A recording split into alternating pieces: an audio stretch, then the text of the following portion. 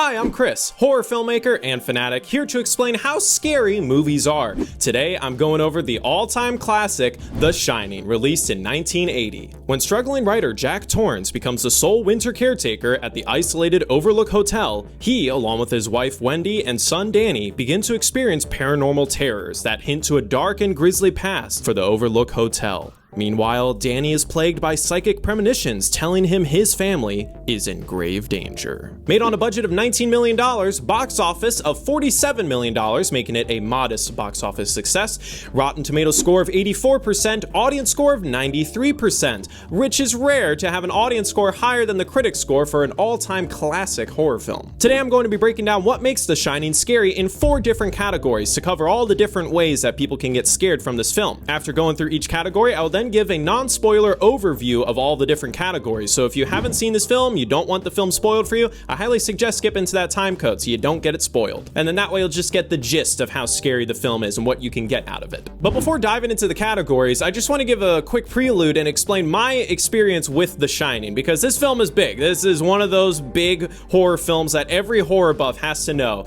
And my experience with this film has been a little rocky. First time I watched it, I think I was like 14 years old, and I didn't really find it all that scary. I kind of was just bored most of the time, and I had known about some of the scary scenes, and there was one scene in particular that stuck with me for a while and kind of gave me nightmares, which I will get into in a moment. But overall, I was a little disappointed. I kind of liked it, but nah.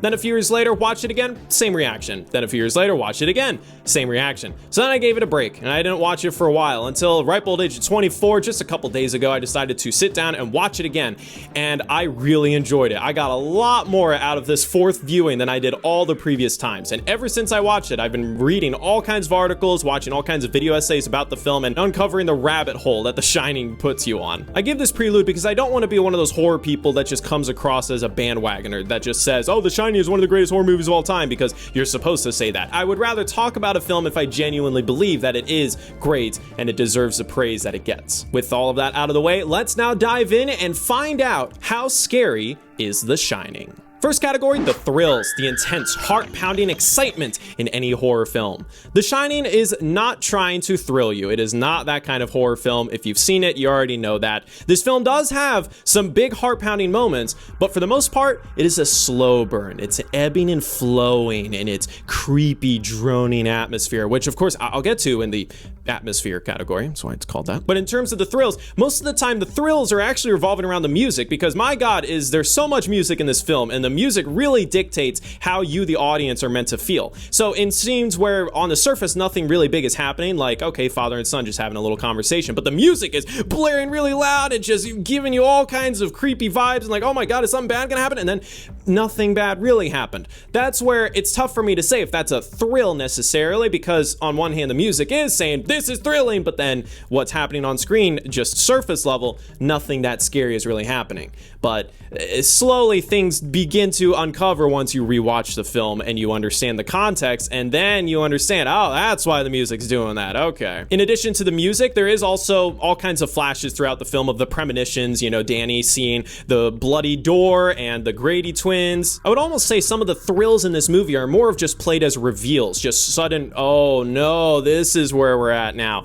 Examples include anytime ghosts pop up, all work and no play makes Jack a dull boy, just Jack's creepy stare when he's accused of abusing Danny, and moments like that where you're beginning to understand how crazy things are slowly gonna get. But then of course, definitely once Jack has fully lost his mind and he is actively running around with an axe trying to kill his family, that entire last part of the film is genuinely thrilling. It's very exciting. With Stanley Kubrick's style, he loves to just be very meticulous with the details and really soaking in every scene and every moment. He very rarely will skip over something. So in a way, I do think that detracts from some of the thrills where, you know, things like Jack axing down the door, or Danny retracing his footsteps, or slowly Jack freezing to death in the maze. Moments like that take its time, to the point where I do think the thrill is maybe slightly lessened because you're kind of now just waiting for it to happen a bit. And that's definitely just my personal preference. I absolutely thought this film was a lot slower when I was younger, and now that I'm older and a little more patient, I can kind of soak in more details and not expect things to be constantly happening. Come on, keep my attention. But still, personal opinion, I do think sometimes the pacing is too slow to keep the thrills going. But finally, you know, it's the all-time classic scene, the Here's Johnny. I think that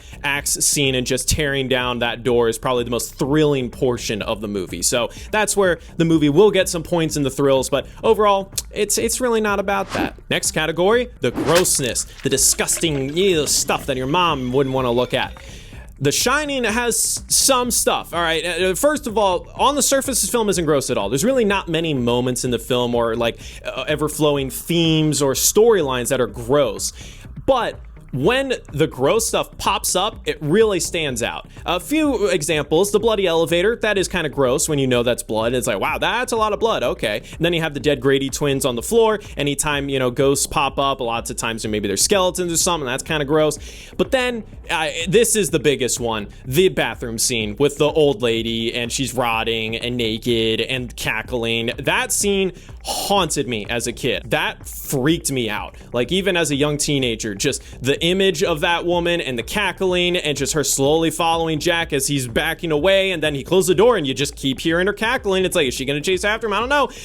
That scene freaked me out, and I wouldn't say that the grossness is the only reason that scene freaked me out, but I gotta put it down in the grossness category because, come on, it's pretty gross. I mean, I can't even show it on YouTube. I gotta censor it because, that scene alone amongst probably the more gross things I've ever seen in a film. And because of moments like that, you don't expect them to happen. You're not expecting this film to be a gross, gore fest or whatever. When those moments pop up, they hit a lot harder. So that's why I leave this film kind of in the middle with the grossness category. Next up, shock value, the disturbing, surprising content that you don't usually see in movies. The Shining's got a handful of shocking value to it as well. Now, because this film was released in 1980, I do think some of the shocking content isn't as shocking nowadays. We're kind of used to certain things like dead kids, which is a messed up sentence to say, but hey, you got the dead Grady twins, which is always shocking. Anytime really the ghosts pop up is usually shocking, especially, we just went over it, but the naked old grandma, and even before that, you got the beautiful naked lady. You don't see a naked lady like that, especially like fully naked and showing,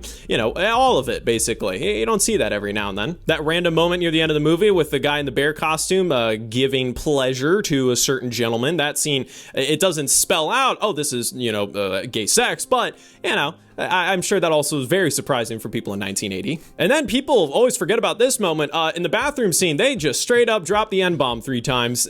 And they drop it like it's a normal thing. Like, oh, that's bad that he brought one of those there. And it's like, wow, okay, all right, that came out of nowhere, cool. And then besides that, I do think just the entire plot revolving around a man slowly losing his mind and then turning against his family and trying to murder them is shocking in itself. And what really sells that story is the acting. I mean, Jack Nicholson, he's just one of the all-time greats, and this is one of his best performances. He truly illustrates a man who was never really good to begin with, but was like fighting. Like, that was the thing that I got this recent time that I watched the film, is that this man was always kind of unhinged and never well put together, but he was trying to pull it together and hold it back, and this hotel pushed him to his limit, and he finally lost it, and he goes crazy, and he's scary, and he's very captivating. And then not even getting into the details of Stanley Kubrick's, the way he treated Shelley Duvall, but Shelley Duvall does give an amazing performance. I don't know why some people say like, oh, I don't like her acting. Bruh, she was actually terrified. And you can tell she is actually just losing her mind on set. And then young Danny Lloyd, 7 years old, he was in this film and he was great. Apparently Stanley Kubrick told him that it was actually just like a family drama, and he tried to hide all of like the actual scary horror stuff from the child, which is kind of nice that Stanley Kubrick thought to treat that actor with kindness and respect. But then with Shelley Duvall, a little different. But yeah, Danny Lloyd did a great performance. He never like did anything else after this movie, but like, wow, for a 7-year-old, amazing. And he's like basically the main character of the film, kind of the protagonist, so like, good for you, dude. But really, with all of that acting, it really just blends together and really sells that shock value and just kind of makes you realize like, nah, this stuff's messed up. Oh my god. And final category, possibly the most important one, atmosphere, the overall tone and feeling. How well is it just building up that fear inside your gut? And to no one's surprise, The Shining has an exceptional atmosphere. atmosphere. Now, I can already hear the horror buffs commenting, I can't believe you didn't give this film the top rating for atmosphere, and I will get into why it's not the top, but first, let me just explain why it's amazing to begin with. From the moment the film begins, you already know you're about to witness a haunting experience, that nothing is going to be normal and things are going to surprise you, and no matter what, you just never really feel safe. And that's really what I'm looking for in an atmosphere in a horror film. From the way the music is constantly ebbing and flowing and playing with your feelings and showing you seemingly normal images, but then the music is telling you something's off. Or suddenly there's no music and you're like, okay, there's no music.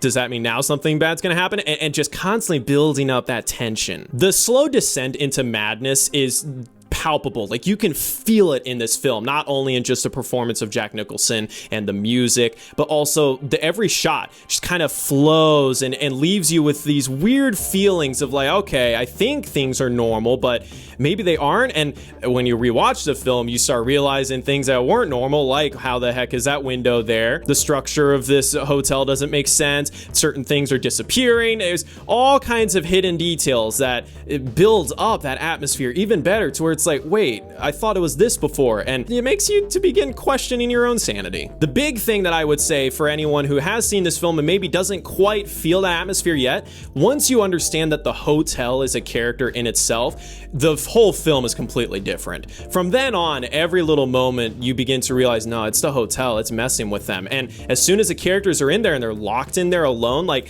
you feel the danger. You feel like you gotta get out of there, guys. This place is not safe. Don't go in that room. No, don't talk to those ghosts. This is bad. Nuh-uh. Also, the wintry atmosphere, the little wind blowing through each of the dialogue scenes, especially in that bar scene. I love that feeling. Save for just a few little moments where maybe scenes go on a little too long, or there's just kind of dialogue moments and there's nothing really actually that scary going on. I would say that almost every second in this film, you feel like you're kind of in a slow waking nightmare. But the reason why I can't give it the absolute top score is because, and history will kind of back me up on this film doesn't quite hit as hard the first time you watch it. This film was infamously known to receive mixed reviews amongst audiences and critics when it first came out. And of course now, over time, it's become the all-time classic that it is. And I had the same experience. I watched it several times, and each time I didn't really get it. Now, part of that could also just be that I was younger, so, you know, I didn't get a lot of things when I was younger. But I think that a lot of people don't quite get much out of this film the first time they see it. They're kind of just left with a lot of questions and no answers. And it's almost like you feel like not much happened in the film. Like, okay, he slowly lost his mind, the end. And that's kind of it. But when you rewatch the film and you kind of know some of the stuff going into it, you begin to understand the very subtle subtext of the film. And that's where it's led to constant theories and conversations about this film. I mean, there's so many different ways to interpret this. And the big takeaway that I got from this film was that Jack was always just kind of a bad person. It's just that the hotel was able to finally get it out of him and kind of make him become his true self, which then matches the theory that he is reincarnation of the previous Jack, who was a caretaker of the hotel, and this cyclical violence that keeps repeating in the history of this hotel. And of course, the hotel is built on Indian burial ground. All of it kind of brings up this feeling of violence keeps repeating. And even if it's not the exact same thing, somehow elements of the history will repeat itself. And that's where, you know, the atmosphere and just the overall tone of the film just builds up this constant nightmare that you can't help but kind of keep going back to and keep revisiting. But I think it takes a while to go there. It's almost like a film that you need to do your homework in order to then understand it and really enjoy it. Some would say that the subtextual story is not as obvious as I would claim. Some would say, no, how'd you miss that? It was so obvious from the beginning. But from my personal experience, that is what happened. So that is why I can't give this film a full perfect score. A full perfect score, for example, Hereditary, I gave a full score in the atmosphere department. From the very first viewing, it hit me hard. And a lot of people, it hit hard. And I understood enough to be utterly terrified the whole time.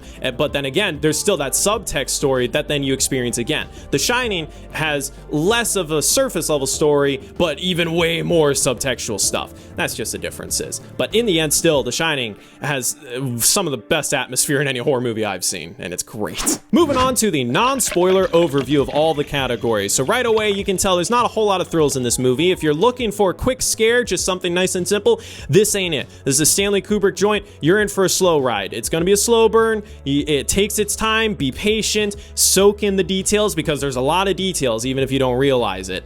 And then in other categories, you know, grossness, shock value, kind of got a healthy balance. I think a lot of those moments creep up every now and then. It's not just like constant, you know, flowing throughout the film. Instead, it's like little bursts every now and then that'll hit you. And I think, yeah, the film is 40 years old, so maybe some of the moments won't hit you as hard, especially because it's very likely you already know a couple of the moments from the film because this film is so famous. But even then, there's still some surprises in there that'll get you, and even to this day are pretty shocking and pretty gross. And then finally, that's a bomb atmosphere. Look at that atmosphere. If you want to feel like you're in an ever-ending nightmare and you're slowly losing your mind, this film is great for that. My overall recommendations, I would absolutely recommend anyone who wants to watch horror, you gotta watch The Shining at some point. Maybe watch The Shining after watching a bunch of other horror films, because this film's a lot. It takes a lot to really get what's going on. A lot of viewers, including myself, when you first watch the film, you don't get a whole lot out of it. You might get scared, for sure. I got scared. Yeah, I got scared, but I didn't understand it, you know, and I was just kind of left with, okay, I kind of liked it.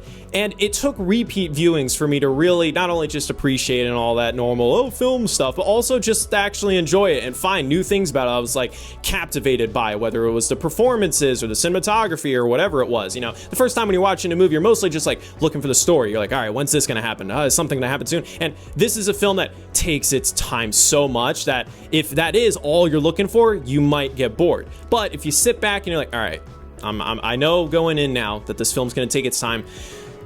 Let's soak in these details. You're gonna get a whole lot out of The Shining. At the end of the day, I can absolutely understand why people list this as one of the greatest horror films of all time. I wouldn't personally put it in my favorite horror movies of all time, but I have to recognize its greatness. I do love a lot about the film and I love exploring it. However, I think that it is, just from my personal taste, a little too much on the slow, subtextual, everything's kind of hidden, everything has a theory side, versus like, nah, here's just the story and the characters and that's enough. I do kind of like a balance, and this film leans a little more towards the other category, but some people really love that and love exploring. I mean, this is one of those films that the more you talk about it and the more you theorize and explore, the better it gets, because there's a whole lot to get out of it. And that is how scary The Shining is. If you enjoyed this video, please like and comment below. I love reading the comments. Give me your suggestions for other horror films that you would like me to go over. And as always, subscribe for more How Scary videos. And thank you very much for watching. See you in the next one.